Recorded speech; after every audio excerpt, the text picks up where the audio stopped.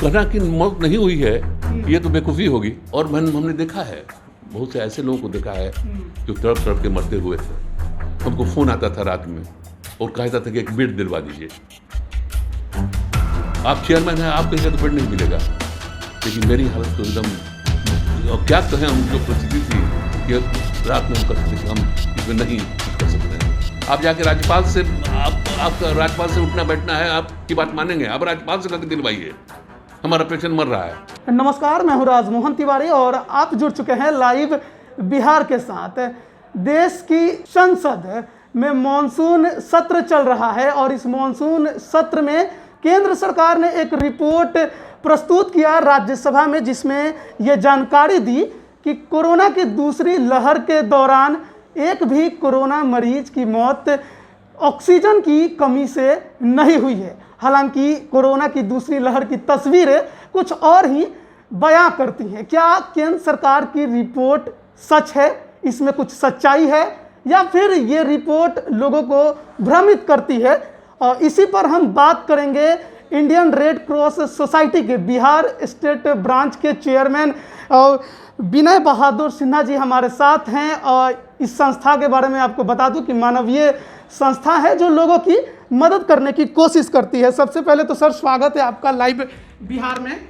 धन्यवाद। सर, केंद्र सरकार की रिपोर्ट को आप कैसे देखते हैं? देखा जाए, केंद्र सरकार की रिपोर्ट है कि जो स्टेट से रिपोर्ट आया है उसमें कहीं नहीं लिखा हुआ है कि ऑक्सीजन की कमी से किसी का देहांत हुआ। और जो हम लोगों ने देखा है, जो 8 अप्रैल के बाद जो जिस फॉर्म में कोरोना का दूसरा वेव आया, उसमें बहुत सी बातें हुई। लोग बीमार पड़े, कुछ लोग ठीक हुए, कुछ तुरंत ठीक हुए, कुछ ज़्यादा प्रोलॉन्ग किए, कुछ में ऑक्सीजन की कमी इतना ज़्यादा बढ़ गया उनकी बीमारी को ठीक करने में कि जहाँ ऑक्सीजन की ज़रूरत कम थी 14 गुना ज़्यादा देना पड़ा। और लोगों को इतना अभी ज्ञान भी नहीं था, लोगों को चाहे मेडिकल फ्रेटर्निटी हो या कोई भी संस्था हो, हॉस्पिटल हो, कि हमको इतनी ऑक्सीजन की ज़रूरत पड़ेगी। इसलिए हम लोगों ने सोचा नहीं था, सरकार ने भी नहीं सोचा होगा कि ऑक्सीजन की आवश्यकता इतनी अधिक मात्रा में हो जाएगी और हाहाकार मच जाएगा। तो पूरे देश में एक हाहाकार मच गया कि ऑक्सीजन के बिना लोग की जान जा रही है। तो ऐसा हुआ तो ज़रूर है, लेकिन बहुत सी उसमें कुछ फैक्टर्स है जिसको दोनों तरफ से देखना होगा। सरकार की तरफ से भी देखना होगा कि सरकार कहती है कि ये स्टेट का मसला है, और स्टेट के लोग ही हमको रिपोर्ट दिए हैं कि ऑक्सीजन के कारण कोई मृत्यु नहीं हुई है। तो मैं तो खुद डॉक्टर हूँ, मैं शिवसन भी काफ़ी दिनों तक रह चुका हूँ, और मैं जानता हूँ कि जब भी कोई रिपोर्ट दिया जाता है तो उसमें ऑक्सीजन का मेंशन नहीं होता है, पार्टिकुलर चीज़ का मेंशन नहीं होता है कि ये इसके कारण डेथ हुआ। दिया जाता है क्या कि हार्ट फेलियर से हो गया, दिया जाता है कि लंग फेलियर से हो गया, ब्रेन की मल्टी ऑर्गन फेलियर से हो गया। ये कॉमन टर्म्स है। लेकिन सर, इसमें कोरोना का भी तो दिया जाता है कि कोरोना के कारण भी। ये तो सब स्टेट दिया है कोरोना कारण हुआ। हाँ, लेकिन ये नहीं है कि ऑक्सीजन के कारण डेथ हुआ, ये तो कहीं मेंशन ही नहीं है। इसलिए मेंशन नहीं है कि कोई इस तरह का कॉलम मेडिकल रिपोर्ट में, मेडिकल का जो रिपोर्ट होता है उसमें ये नहीं होता है कि इसके कारण डेथ हुआ। जिस प्रकार से ऑक्सीजन प्लांट्स के बाहर लाइनें लग रही थी, जिस प्रकार से एक दूसरे को ऑक्सीजन के लिए फ़ोन आ रहे थे, बिहार की ही मैं अगर खासकर बात करूं, तो आपको लगता है कि ऑक्सीजन की कमी से मौत नहीं हुई होगी? ये तो एकदम कहना कि मौत नहीं हुई है ये तो बेवकूफ़ी होगी। मौत तो हुई है, बिहार के स्वास्थ्य मंत्री यही कह रहे हैं। हाँ, हुई है जरूर, लेकिन उसका कहना बड़ा मुश्किल है कि ये केवल ऑक्सीजन के कारण ही डेथ हुआ। इसमें और से भी कारण है डेथ होने का। अब उसमें ऑक्सीजन भी है, लापरवाही भी है, वो आदमी कितना दिन तक उसको दवा के बिना रहा, ये सभी तो बहुत सा चीज़ आता है। ऑक्सीजन के बिना जरूर कमी हुई, लेकिन सरकार ने जिस तत्परता से और जिस लगन से उसको संभालने की कोशिश की, वो काबिल तारीफ है। दूसरा क्या उपाय क्या था? जब एक वैक कोई कम समय में और कोई त्रासदी चली आवे, महामारी चली आवे, जिसका ड्यूरेशन ही बहुत कम हो, तो उसमें क्या किया जाएगा? जितना संभव हो सका उतना हुआ।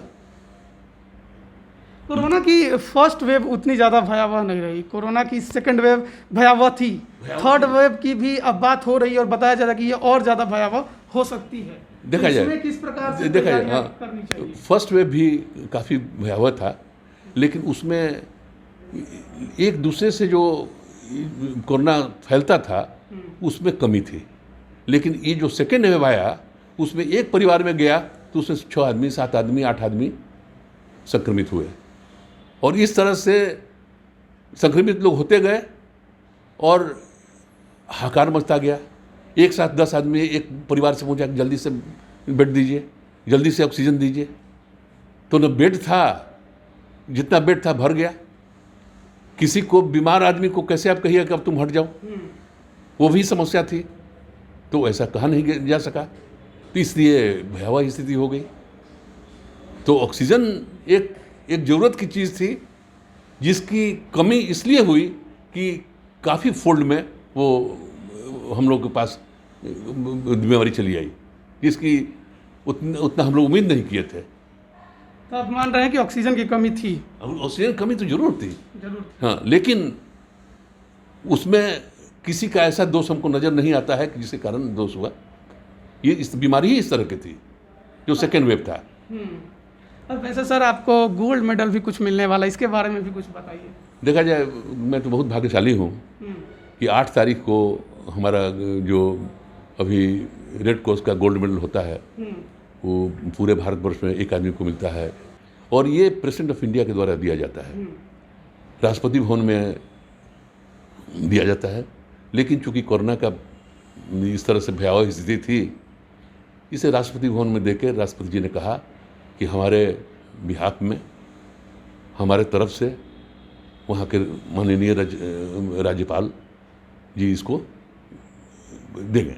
सर जो सेकंड वेव थी वो तो हमने देख ली, थर्ड वेव की तैयारी के लिए रेड क्रॉस सोसाइटी किस प्रकार का? रेड, आपने बड़ा अच्छा सवाल किया कि रेड क्रॉस क्या कर रही है इसके लिए। तो हम लोगों ने तो सबसे पहले, हम ही लोग पहले आदमी थे कि रेड क्रॉस में हम लोगों ने फैलाया कि सबसे पहले तो जागरूक लोगों को करने की ज़रूरत है कि कोरोना से आप कैसे बचिएगा। तो जो हमारी परंपराएं थीं, जो लोगों ने बताया, जो साइंटिफिक ये था कि आप दो गज की दूरी रखिए, हाथ बराबर धोइए, मास्क का यूज़ बराबर कीजिए। तो ये सब हम लोगों ने जागरूक किया। बहुत करीब 3 लाख मास्क हम लोग बांटे, और ये बांट के हम लोगों ने लोग को और भी सहायता दिया। जो लोग बाहर से आ गए थे, उस समय पैदल आ गए थे, उन लोगों का भी हम लोगों ने इंतजाम किया। महामहिम ने इसके लिए काफ़ी पैसे भी दिए, 19 लाख रुपया महामहिम ने दिया कि उस समय फर्स्ट वेव में, कि इससे जो कोरोना का संक्रमण है जितनी मदद हो सके रेड क्रॉस करे।